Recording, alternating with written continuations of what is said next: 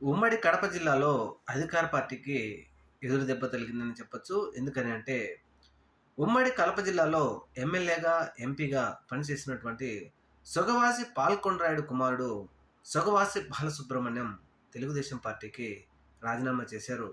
ఆయన 2024 సార్వత్రిక ఎన్నికల్లో రాజంపేట నుంచి ఎమ్మెల్యేగా పోటీ చేసి ఓడిపోయారు. 2024 సార్వత్రిక ఎన్నికల్లో ఆయనకు తెలుగుదేశం పార్టీ తరపున సీటు ఇచ్చేటప్పుడు చంద్రబాబు నాయుడు గారు బస్సులోకి పిలిపించి, నిన్ను ఓడించడానికి చాలామంది శక్తులు పనిచేస్తా ఉన్నాయి. కానీ నువ్వు విజయం సాధించి తీరాలి అని చెప్పారు. అయితే అప్పటికే సమయం మించిపోవడంతో నేను విజయం సాధించలేకపోయాను. గత 5, 6 నెలల నుంచి నేను పార్టీ కార్యకర్తలతో, మా నాయకులతో మాట్లాడుతూ ఉన్నాను. అందువలన వారి అభిష్టం మేరకే తెలుగుదేశం పార్టీకి రాజీనామా చేస్తున్నాను.